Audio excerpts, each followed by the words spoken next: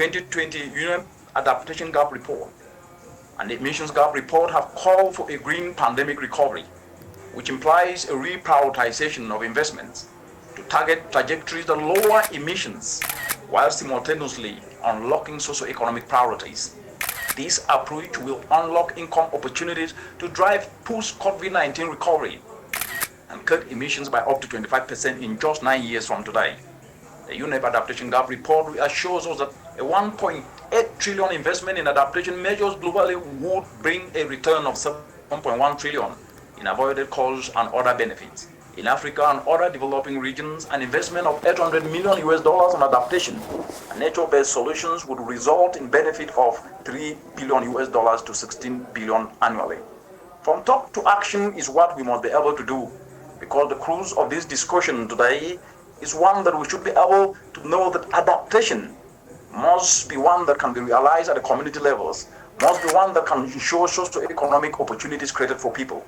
And as a result of this, I will leave you with the following enablers as the basis of implementing adaptation at both regional and global levels. The first is, for Africa, we must complement adaptation with mitigation.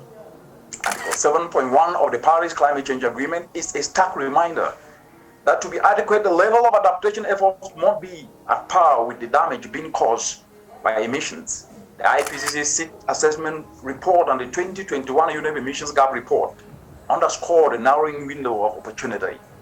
But how do we reconcile this provision for a negligible emitter like Africa? The socio-economic lens is the pathway. Adaptation actions need to be undertaken within a firm focus of enhancing ecological resilience and unlocking tangible income opportunities for communities. And for this to occur, mitigation needs to be a complementary action undertaken simultaneously.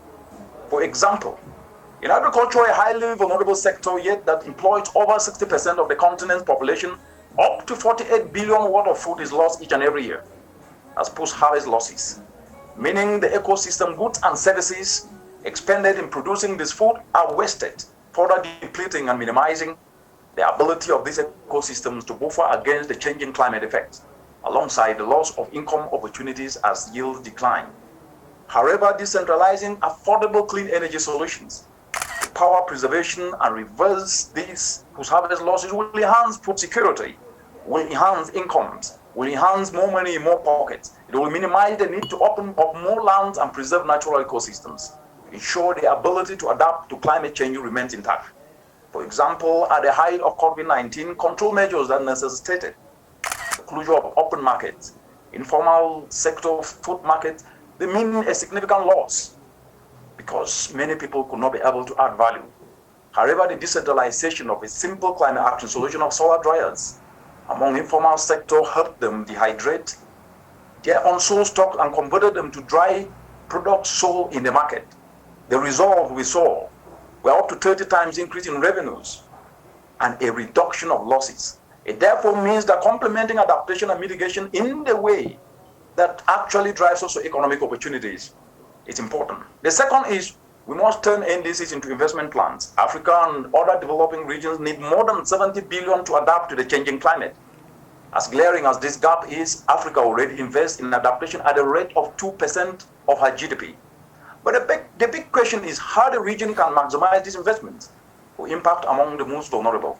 The answer is by turning policy commitments such as the NDCs into investment plans that attract implementation investments.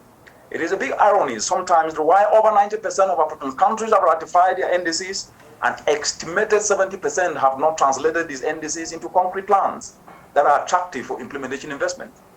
It is a missed opportunity because the implementation cannot happen without attracting implementation investments. Through UNEP's work, we are supporting countries to convert their NDCs, especially adaptation NDCs, into implementation investment plans. These are knowledge products and toolkits that indicate areas of climate action that offer maximum financial returns for both formal and informal sector that provide livelihoods for up to 80% of the population. By this, attract NDCs implementation resources from a broad range of actors in an economy. This is a practical way that adapt.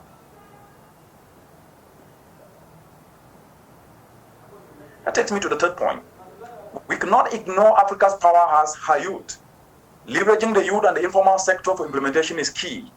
You can only compete from a position of strength because Africa's strength is her youth, who form 60% of the population. Another is the informal sector that engages up to 80%. We have leveraged a symbiotic approach to guide young people to retool their skills and deliver solutions that enable agricultural informal sector to adapt to the changing climate. In Uganda, for example, for instance, young people have been guided to retool their skills in developing and decentralizing affordable climate action solutions of solar dryers to agro sectors in this country. In less than 1 year, we are seeing over 2,000 households reducing post-harvest losses. And during the COVID-19 period, beneficiary communities reduced pumpkin losses by up to 28%, enhancing yields, enhancing earnings and incomes, and also incomes for the young people. This symbiosis created incomes to build socioeconomic resilience, to reverse post-harvest losses, and prevented erosion of ecological base. That takes me to the fourth point.